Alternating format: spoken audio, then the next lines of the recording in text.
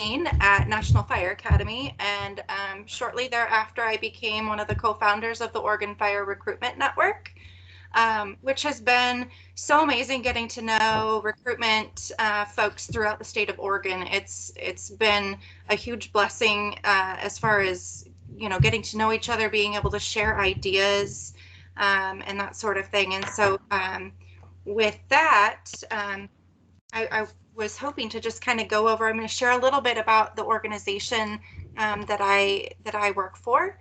Back in 2012 is when I was hired with Columbia River Fire and Rescue. We're a combination department with approximately 40 career firefighter paramedics and about 25 volunteer firefighters, chaplains, and EMTs. And we have about 10 administrative staff. I was fortunate enough to be hired under a SAFER grant in 2012, and we recently acquired 2 more SAFER grants within the last couple of years. And so I'm still functioning under those, and they've been a massive improvement to the programs that we have here. So I thank FEMA every day for the support that they've provided, because I know it's huge across the country for all the fire districts. So one of the reasons that I feel like I've been pretty successful with this organization is I've gotten, you know, to be able to know it's a combination district, and I get to know both kind of the union aspect of things as well as the volunteer aspect. And it's been kind of neat to be able to get to know there's departments across the US that just maybe have volunteers. And so it's really kind of interesting to be able to kind of immerse yourself and get to know all the different departments out there that do different things and how they operate and function. And so I am able to bring a little bit of insight from my neck of the woods in rural St. Helens, Oregon. We do operate with 7 fire stations, which are kind of strategically located throughout our combined fire district. 3 of them are staffed full-time.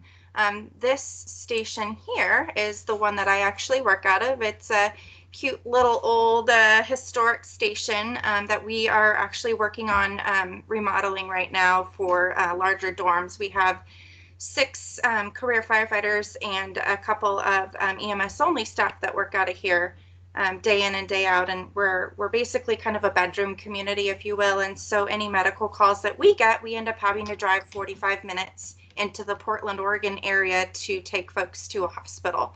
So it ends up putting members kind of out of service there for a while, and so our volunteers are able to essentially respond to this station as well as the other stations that are dispersed throughout the district, which has been really great. This here is our training facility, which is a great state-of-the-art fire facility that's got a 6-story training tower, which we use quite regularly. In fact, our crews love running up and down those stairs for a good workout. So that's been a real big popular thing. We've got flashover props and a lot of different things that we're able to kind of bring to the table to help with our volunteer programs, and then the crews are out there training constantly. Recently, for ISO purposes, actually, we were able to make this training facility a volunteer station as well. So we've got a neat little room set up upstairs in our training area where they can play video games, watch TV. There's a coffee station up there and that sort of thing. And so that's been a nice little improvement that we've been able to make as well to offer. Oops, sorry about that. Okay, so the strategy that I wanted to talk about that I've been using, a little acronym I kind of created when I was hired for the district, is called AIR, and that's to attract, inform, and retain. I truly believe that in order to recruit and retain your members, you really have to utilize this method to engage new and current members, as well as the community. So for goal number 1, being to attract, you have to be able to define a compelling recruitment message. And by that, I mean your direct recruitment message to the community is going to help them understand why they should care.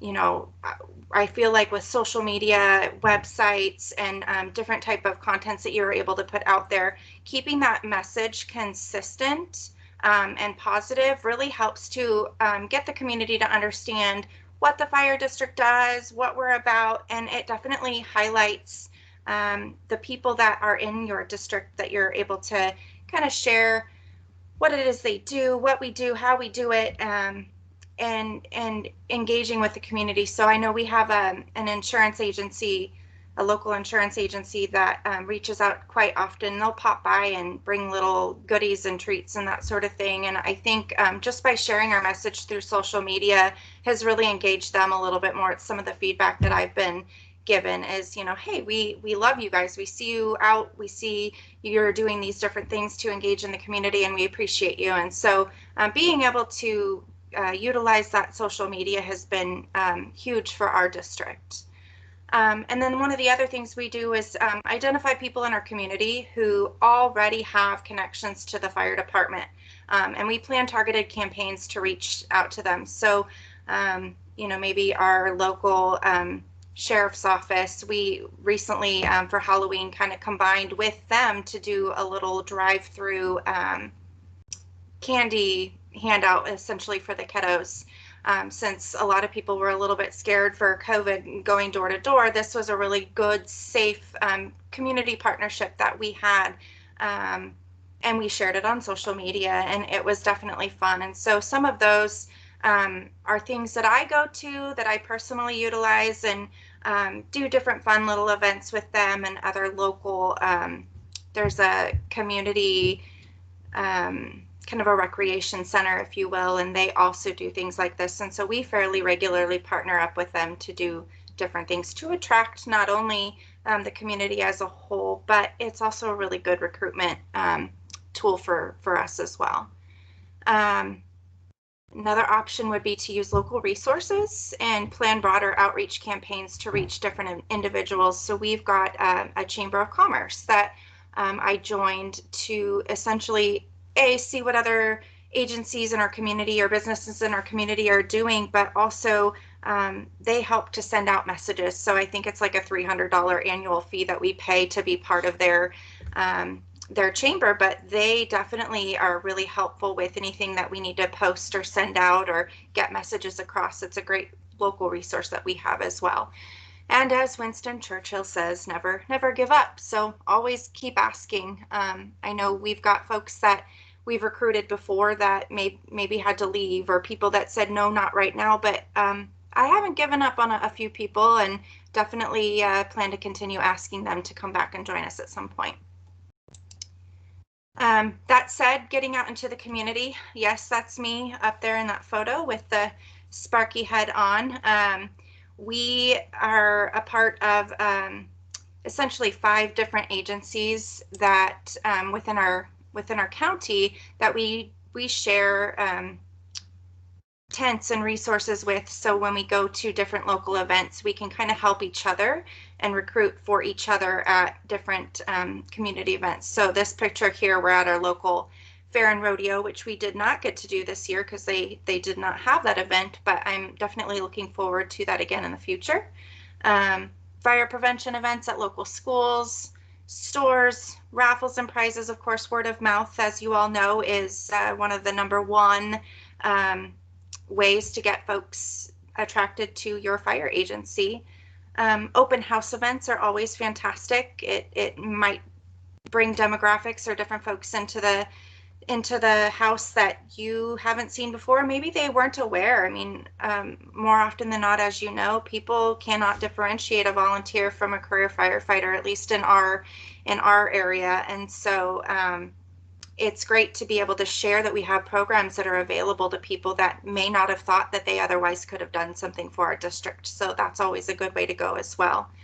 I've also done every door direct mail. I don't know if anybody else out here has done that, and I'd love feedback at some point, but every door direct mail has been a really great tool that I have personally used to get messages out about recruitment. Maybe you're looking to do a local bond or levy, but they're really great targeted mailers that you can use to send out into your community, and I love that we can use that as an option to attract our community as well. So how do you engage with your membership? do you really know who your people are? I guess that's my biggest thing. So if you don't know who they are, for me, that is your missing link. I love to get to know who everybody is, send them personalized thank you cards in the mail, um, thank you cards, birthday cards, taking folks out to eat, that sort of thing, getting to know where they live, who their family is, and really what their personal hobbies are. I remember when I first started, I didn't know what to do for people. And so I remember sending a coffee card to somebody in the mail, and later they're like, hey, I don't drink coffee. Don't do that to me again. And I was like, well, that's interesting. But I really, after those types of things, after engaging in conversation, I just really get to know who people are and what they like. And it's been one of the ticket items for me, is just knowing who they are and knowing that I can call them and say, hey, how is your mom doing? I heard she was in the hospital last week. And I think having that extra touch is super, super important, especially in my role, and anybody who's doing any type of recruitment or retention. The reality is it just takes a small little gesture to engage with your membership. And one of the little quotes that I found from Sam Walton was to appreciate everything that your associates or members do for the business. Nothing else can quite substitute for a few well-chosen, well-timed, sincere words of praise. They're free and they're worth a fortune to your membership. Spencer, do we have questions yet? Do you want me to keep moving on to my informed section, or? No, I don't see any questions yet. There was a good comment on they liked Winston Churchill's "Never, Never Give Up." So awesome. But no, I think this is good. Let's keep going. All right, fair enough. So for informing, one of the things that I like to do is, obviously on our website, we keep that fairly well up to date. We post our training calendar on our website personally, so participants can go on there, check out what's going on and that sort of thing.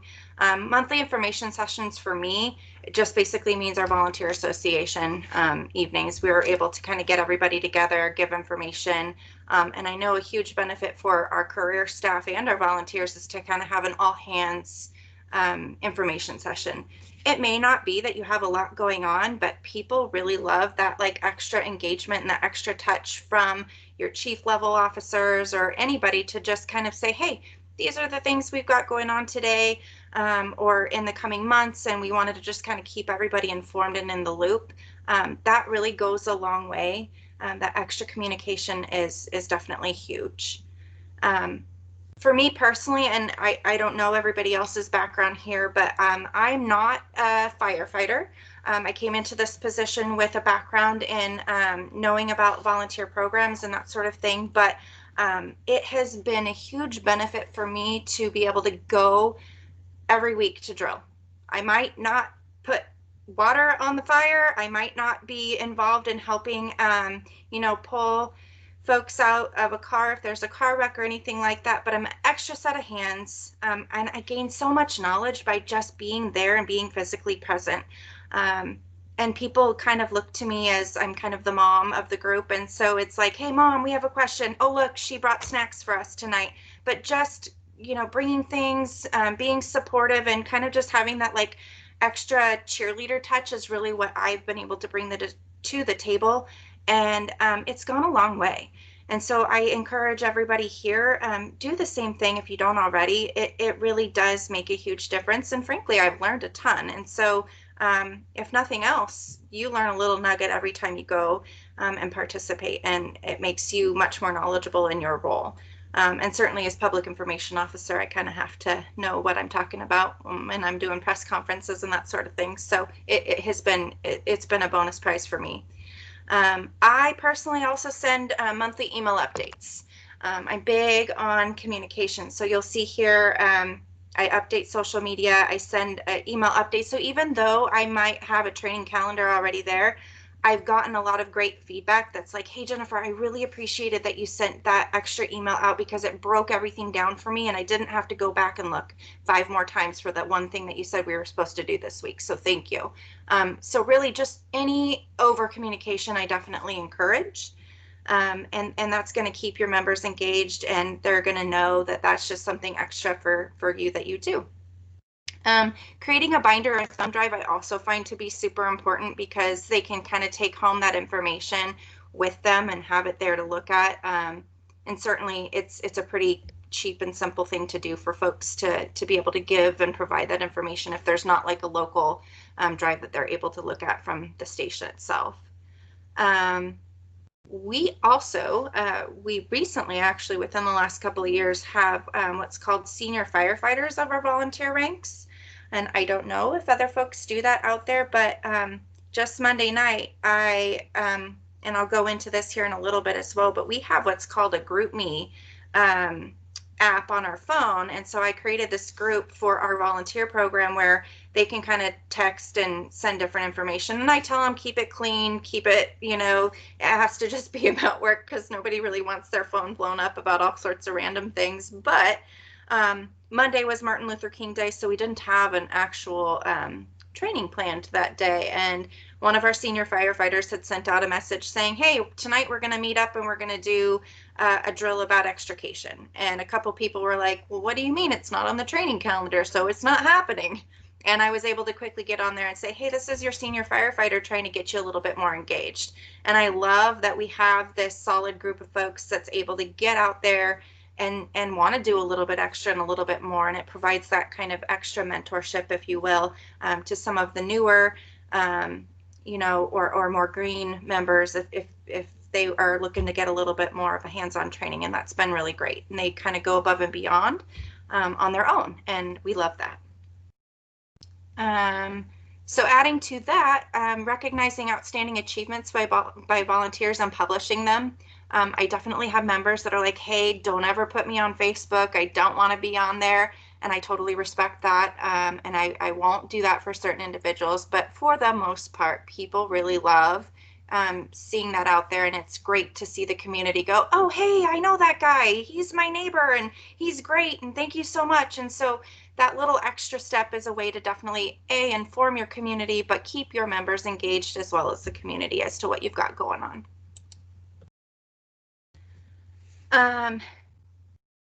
I also, and I've seen this throughout many different stations, have a photo board. So I make it a point to go take a photo of everybody. And not only do our internal members love that they can see, each other's smiling faces on this board, but when it's not COVID and our workstations are open and people can walk through it, they love seeing who all is a part of the organization as well. So that's another good way to keep people informed of who and what it is that they do for the district, which is great.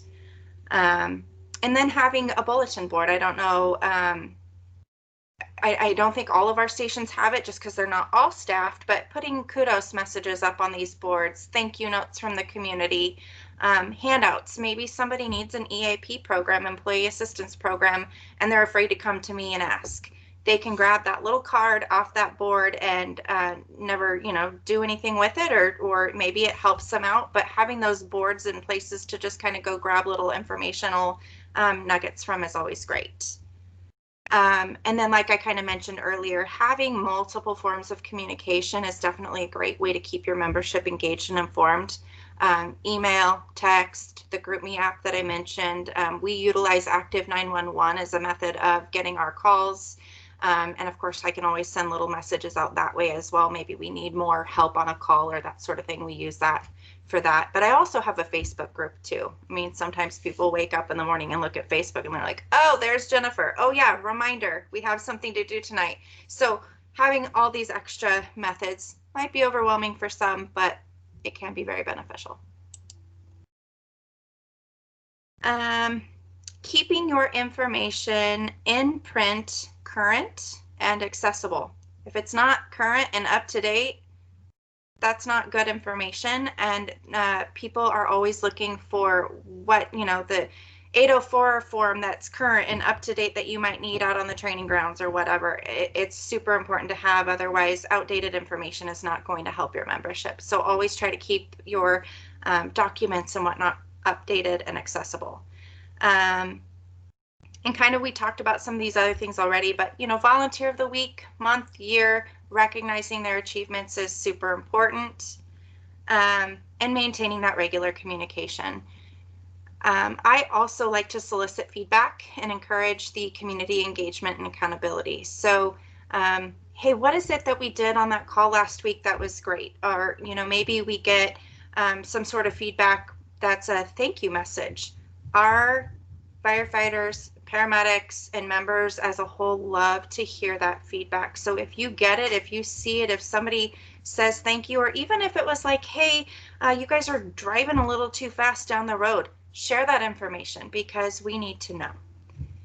And becoming a consistent presence in the community. I mean, I know we have local, there's a local Facebook group out here where it's concerned citizens of Columbia County, and people will say, oh, I saw the fire truck drive by 3 times today. Does anybody know what's going on? So they see you're present, and being that consistency there, and maybe being able to share what's going on is super, super important. But your job essentially is to be their biggest cheerleader, attend training, answer questions, and honestly constantly providing that continuous encouragement. On that same retain note, I also love to do what I call the 3 C's: cookies, coffee, and chat. Family members and members of the district as a whole, if you do it together, separate, including families is also a great way to continue to retain your members. They want to know what's going on. They like to be involved. If you're out for hours at a time, and they're probably worried about you. So having that connection and being able to keep that kind of retention up is super important as well. Also offering continued training and education. That's going to keep your members engaged for sure. All right, so moving on. I love this photo here. This is a training event that we did. It was a kickball night. I know a lot of people do dodgeball with the, on air and that sort of thing. We happened to do kickball. And it was like the crowd just kind of swarmed around us, wondering what the heck we were doing out there. And it was great. And so keeping your folks motivated is always super important. If you're doing the same mundane training week after week after week, people are going to kind of go, okay, well, where's the excitement in this? But when you throw these little fun events that you're still training, you're still learning, you're still going, okay, well, I have to run on air. How am I going to do this? That's exactly what this event did for us that day. And so one of the reasons that we like to do that is to kind of keep people motivated. And like they say, with Zig Ziglar anyway, people often say that motivation doesn't last. Neither does bathing. So we like to recommend doing it daily.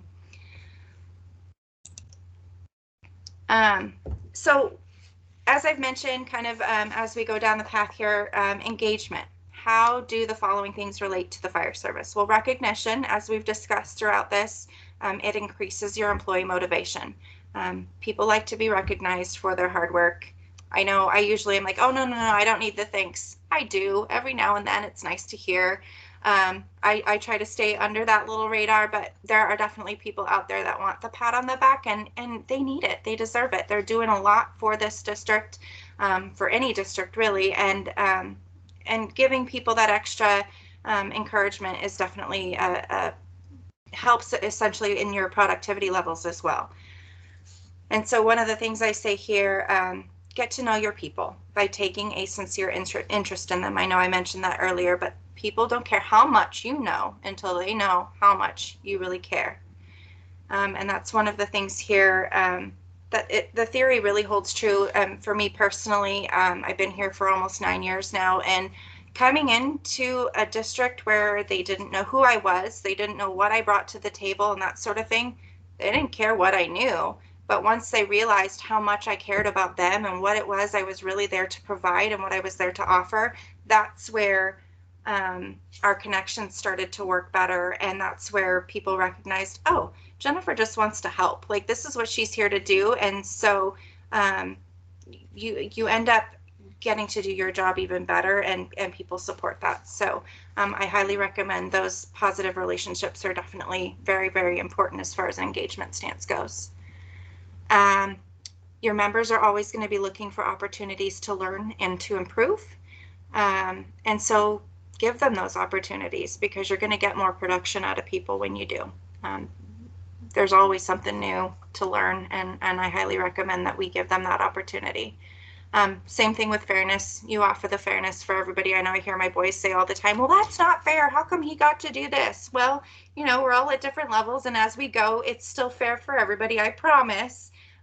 But, you know, we each have to go through different levels of that fairness. And so definitely keep that encouragement up for your volunteers as well. Teamwork. These two photos here, I've got teamwork for our training night. And one of the things that our district has recently done and kind of pushed a little bit more is getting our members to actually teach our drill nights. So rather than listening to chief or, you know, somebody who always teaches, giving that ownership to each of the members, knowing that, hey, this is my strength and I'd really like to teach about this tonight.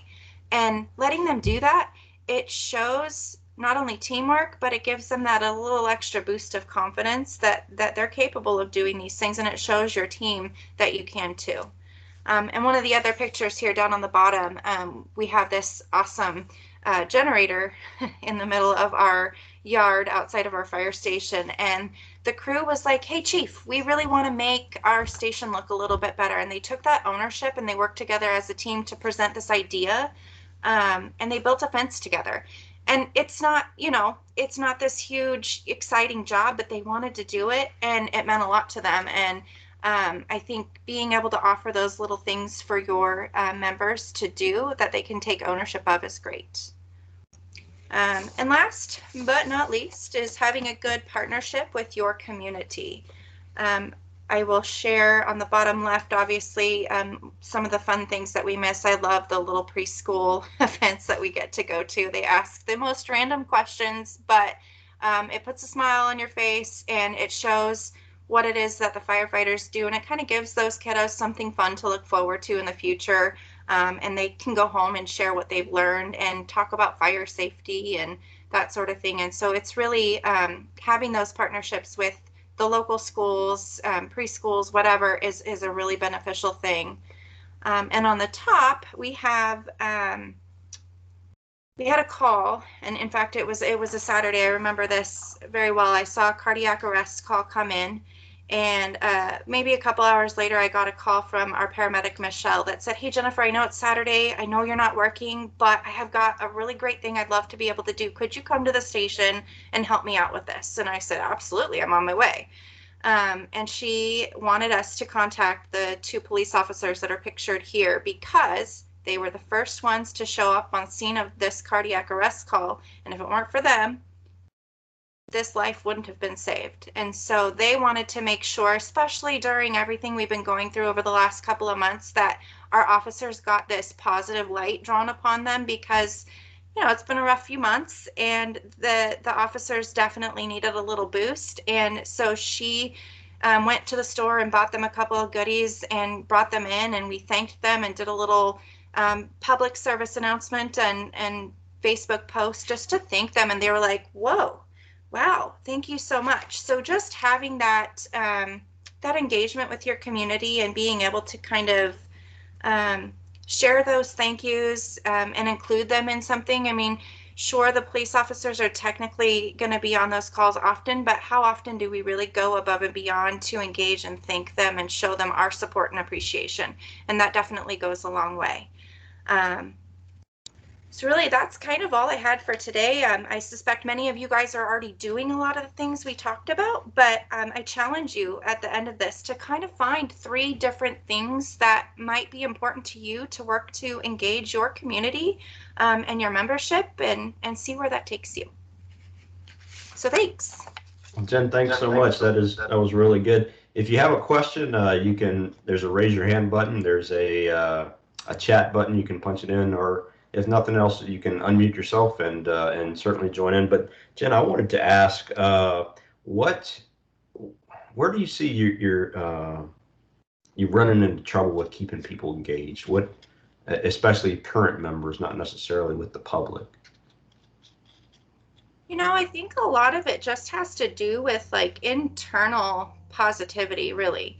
Anytime, you know, it's just kind of the same if you're at home or anywhere else. If you're not engaged at home, it kind of brings people's morale down a little bit. And so staying positive, providing that communication and that sort of thing, if you're not doing those types of things, if you're being negative, if you're being gossipy, that's not going to help. And so it can be hard to stay positive, but I think that just if you put on your best face and you present and this is how you are all the time, then that's going to be really what gets you to that next level and helps your membership stay involved and stay wanting. I mean, there's always going to be folks out there that have other things going on in life and things just aren't going to work out. But I really think that if you're positive and you're encouraging, that's what's going to keep everybody around. Great, great. Jason, you've got a question? Not a question, a comment for Jennifer. I just wanted to say, first of all, thank you for your presentation tonight. It was very informative. And secondly, your Oregon network has been showcased throughout the country, especially in 2019 when we were out doing the RRC classes. And it's a phenomenal network. It's a phenomenal resource. You and Matt, I'll give you a lot more credit than Matt probably, but you have done it. You guys did an awesome job of setting that up and providing all those tools and resources that you have. It's really a model, or should be a model, for other states, other agencies to use when coalescing a bunch of information together throughout a county, a region, a state. You guys did fantastic. I look at it a lot. It's a fantastic resource, so thank you. Awesome. Thank you for that feedback. That's great. Yeah, we tell everybody that y'all's resource page is, just amazing. So well, it's how we are able to, I mean, sharing those resources really, I mean, everybody wants, it's all about just helping each other. Right. And that's the big goal there. So just got to share. Exactly. Yeah. Gloria, you've got a question. Go ahead. Yes. Hello, Jennifer. Thank you for the presentation. I am at a station that's 100% volunteer. Mm-hmm. And I came into administrative capacity. I'm in a leadership position, no fire service experience. And I've tried several of the suggestions that you made, mm-hmm. and still have a difficulty connecting with the members. Okay. I don't know if it's because I don't have fire services experience, but I certainly have brought in many years of experiences on the leadership and management side. So what do you suggest in a case like this? What else can I do? How long have you been there? A year and a few months. Okay. Well, I think kind of like I was just mentioning with Spencer, keeping at it. It's hard work. It really is. But I think staying positive, keeping at it, keep doing it. Like we talked about Winston Churchill, right? Never give up. Right. Just keep going. I think that I've ran across a couple of those things where it was like, who is this Jennifer girl? What does she know? What is she gonna do? Right. And I really worked hard to overcome some of the things that I have gone through over the course of time, and it's been worth it to me. But I would just say keep trying. I don't know specifically if you want to reach out to me directly after this. I'd love to talk about it and go over some more options for you for sure. Great. Thank you. Yeah. Gloria, I guess I'd ask you might have to speak to the ones individually that you feel aren't maybe as welcoming, and see if there's something specifically, and maybe from the standpoint of explaining how you help the department. Sometimes it's hard for people outside that are in the operations side to see how administrative members truly help the department, help them on the operations side. So, and yeah. I thought that initially, but it is shared. All that I've done and the accomplishments, it's known. But I'm planning on conducting one-on-ones with them, with each of them, or those that will reply to my request, and hoping that will make a difference. Well, and we'd love to, maybe we can connect, because we'd love to have you do a stay conversation. We did a presentation on that a few months back. We'd love to have you do a stay conversation with some of your people if you're interested in that, and could do some training or something. But yeah. I purchased the book. I was on that session. Is that right? I purchased the book. I haven't had a chance to read it yet, but no worries. I love the presentation. It was Yeah, outstanding. that's a really interesting concept, and we're gonna take that and actually try to get some more information on that nationally and how that works. So Oh, great. I'll reach out to you to see if we can't do that. But any other questions or anything for Jen? Jen, I just wanted to reiterate the Facebook David part. From David, go ahead. Brighton. I just want to thank Jen and Oregon for sharing all their stuff on their website. It's been incredibly helpful for us, and so we appreciate all they do, and we're trying to be as good as they are, but we're a long way away. Well, that's saying quite a lot from you guys, David. Y'all share pretty much everything as well. So, yep, that's what it's all about. So, Jen, I'll share a story from the your point about Facebook. Yeah. How a lot of people don't like it. We had somebody who had been in for 25 years, doesn't do hardly anything on Facebook, and we did a monthly spotlight on them, and they hated it. And about 2 weeks later, they came back and he said, my wife showed me some comments that somebody made, a family member to somebody who we went on a accident 15 years ago, and the family member said, I remember what they did the night my husband died, and it made it so much easier knowing that person was there and had done everything. And they were almost in tears from seeing that on Facebook, and thanked us for putting them on Facebook for that. So it can mean a lot, and can mean a lot to that person, even though they might fight it all the way. So Funny yeah, how that's that a great works point. sometimes. Yeah, absolutely. So we usually open things up. If there's no other questions or anything, we usually open things up. And Jen, thanks so much. Can we share your email with the group? I usually send out this as a recording in the next few days, along with any other information, and I'll include the Oregon Fire Recruitment Network website. I put it in the chat if you guys need it, or you can just look up Oregon Fire Recruitment. It's easy to come up with. But yeah, if we can share your email in case anybody has some specific questions. Sure.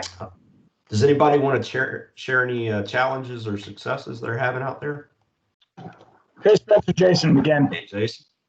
Just a quick question, I guess, throughout for the whole group. Obviously, not everybody will be able to answer, but any really good success stories with your COVID mitigation practices, especially in and around the firehouse, and those of you that do EMS? It's been a huge challenge here in Connecticut, as obviously it's been throughout the country. We've had several departments where entire shifts have been in quarantine, and volunteer departments that have nearly shut down because of exposures. And a lot of that was due to mitigation efforts that were not really done correctly at the onset, and sort of lessons learned type thing. But now that the vaccine is rolling out, how are you guys looking at moving forward with your COVID policies into, say, the first half of this year? I don't have a lot to add to that, but anybody have some good stuff on that? Spencer, I might try some, please. Go ahead, Todd. Jason, this is Todd. How are you? One thing our department has done is we made our PPE readily available. We have piles of it at each station. So it's not locked up. People don't have to go find the N95 or anything like that. And I'm sure there is some waste, but more so, it's available for everybody. And that has really reduced a lot of exposure and or potential exposures. So that's been extremely helpful. Excellent. Anybody else have some good suggestions? Spencer, this is Dave Tash from Chesterfield Fire and EMS. Hey, how are Dave, you? How you doing, bud? I hope everybody's having a good night. Jennifer, thank you for a great presentation. Your enthusiasm is infectious. I love it. Thank you. I don't really know about our infection control process changes. I know we're going to probably stick to the plan we've gotten moving forward for the foreseeable future. But in terms of our vaccinations, our paramedics are going from station to station and vaccinating our crews. We're dealing with a lot of career folks and volunteers as well. And one of the things they're doing is they're trying to catch everybody coming off shift because of the possible side effects of those vaccines. So I'm not sure if you're at that point where you're trying to get that done, but if you give everybody on the same shift, their second shot, especially from what I understand, it got the second shot got me. I had about a 12-hour day of feeling cruddy. So if your whole crew's wiped out, then you got to be careful about that, how you deliver that vaccine. So that's just a few things. Great point. Anybody got anything else? Let's see, we've got a comment here. So Shanna from Virginia says they're doing the same thing.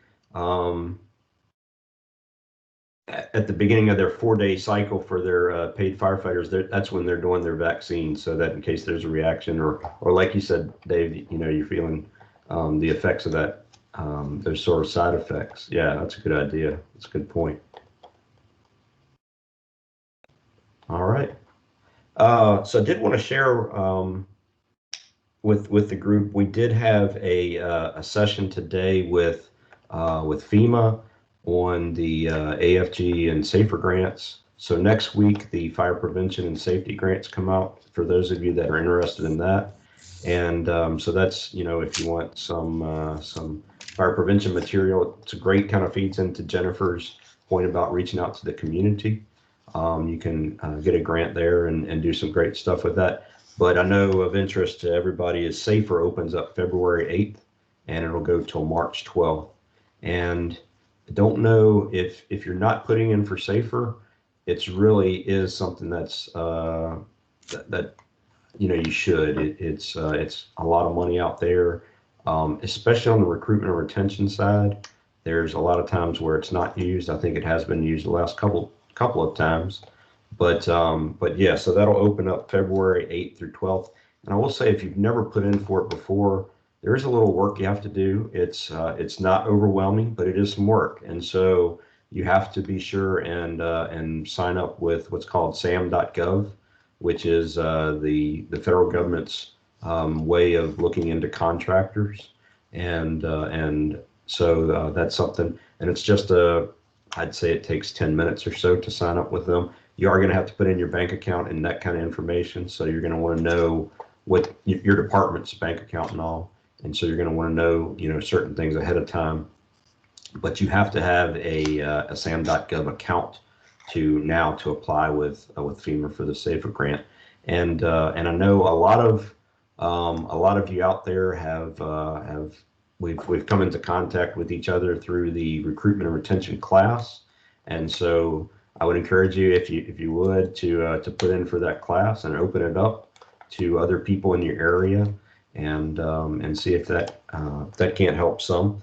On that note, we got word from the IFC this week that we're opening up. So we're going to be going out and teaching that class. So you'll see some opportunities if you know of somebody, or for those of you here that haven't had the certification, the recruitment and retention coordinator certification course. We're going to be in Texas, March 27th and 28th. We're going to be in Loudon, Virginia, April 10th and 11th. And then we've got 2 classes planned in May and June in North Carolina. And then we'll probably do 7 more classes before the end of the year. And so we're really looking forward to getting that out. The other side of that, and Scott, I see your name down there from South Carolina. The other side of that, we're going to try to go to states and localities that we haven't been to before. So, we will be going to places we haven't been to before. So look for that to come out through the RRC email, and we'll get you in that class and see if we can't make that work for you. So, does anybody have anything else they'd like to share, or any successes out there? Anybody having some success? Anybody seeing things open up a little bit of change since the vaccines have come out? Whereas with COVID, there might have been, for some of you, a little maybe trepidation to join the department. Anybody seeing a change now that the vaccines are coming out to some degree? I see Jennifer shaking her head. Not so much. Dave too. So yeah, it'll take a while, I imagine. So, but hopefully it'll change. Yes. I have a question. Yeah, go ahead. Have we thought about doing a private Facebook group or anything like that where we can share things with each other than doing an email where everybody reply all, and so we can also share advertisements that have worked well or haven't and other ideas.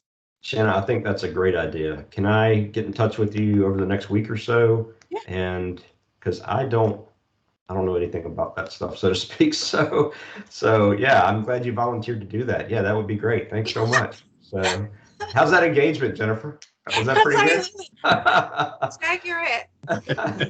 No, I think that would be great. I'll reach out to you the next week to see how we can do that. That's a great idea. So yeah, absolutely. I'll do it if you don't want to. Well, I'm not doing it on my own. Come on, join me. Okay. No, I appreciate it. That's a great suggestion. All right. Well, anything else? Question. Yeah, go ahead, Dave. Yeah, this is Dave Tesh from Chesterfield County, Virginia. We've got our volunteers are eligible to participate in our EAP program, and we also have a policy on drug testing. We do random drug testing for all volunteers operational, and if they test positive, and that's happened occasionally, there's quite a severe penalty for that. It's like a 5-year, you're out kind of ban. Well, that's pretty much telling the volunteers, see you, we'll never see you again. Which is, it's different than for our career folks. They have an opportunity to go to EAP and try to salvage their job and everything. So does anybody have a program for drug testing for their volunteers with some sort of a graduated disciplinary scale for a positive test other than termination for 5 years?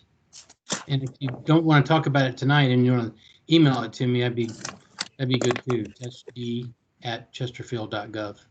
Hey, Tash, I'll look tomorrow. I do all the drug testing for our incoming volunteers, Okay. and then they're automatically put on the randoms with the career. So we get a baseline when they come in, and then it does that. But I'll have to look and see what the penalties are. Good. It's probably they're held to the same standards as the career are.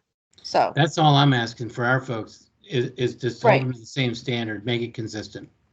It's not right now, but yeah, I'll look at it tomorrow, then I'll send you what our policy is. Thanks, appreciate that. No problem.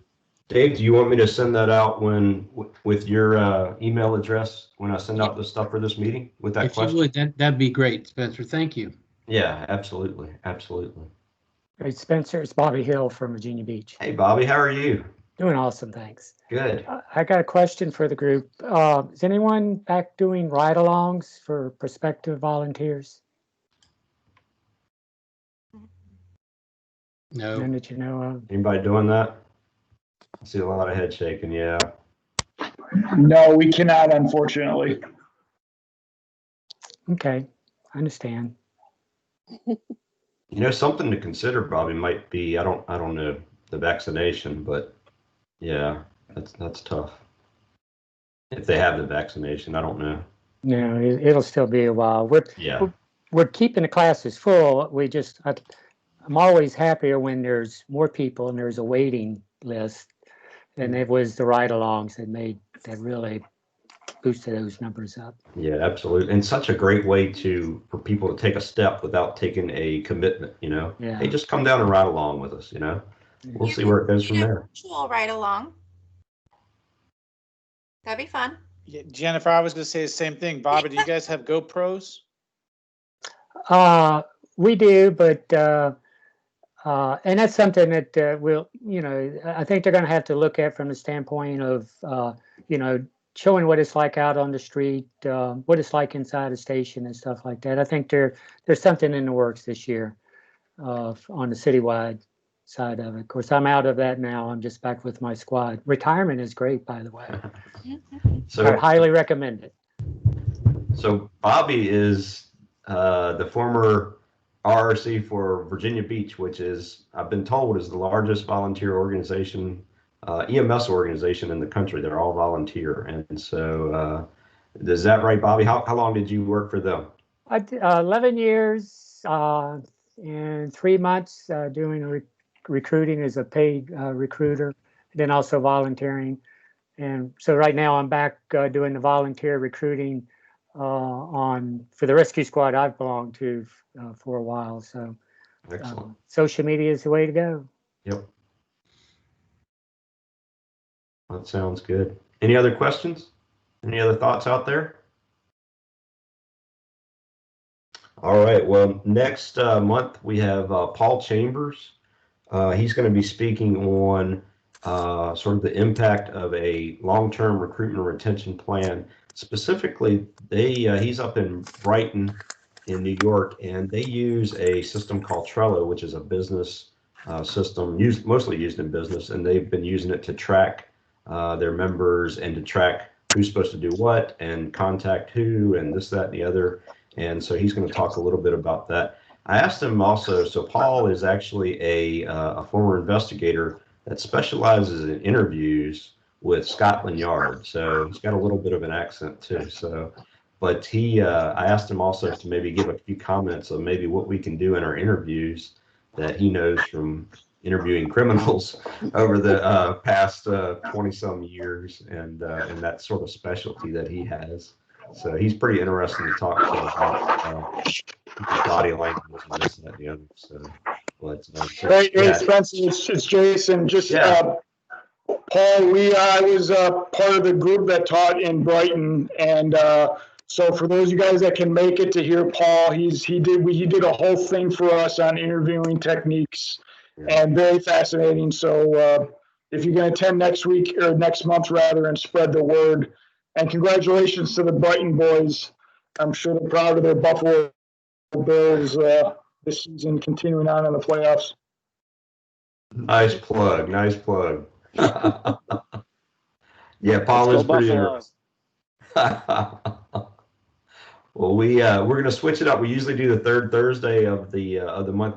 This will be the 25th of February. Of course, all that'll come out in the invite and everything. But yeah, that should be pretty interesting with him on the. I don't know that he's going to talk too much on the interviews. He tries to shy away, but he did promise to talk a little bit about it, but also about the Trello and how they're using that system and in their group there. I was talking to Captain Rick, who's on here, about they're getting to 20 to 30 people in their information sessions a month, and so that's been a big change for them. So not necessarily converting them, but that's always the difficulty. But to Jennifer's point about getting out there and engaging people, that's pretty good. So, all right. Well, if there's nothing else, thank you all for joining us tonight. Jennifer, thanks so much again.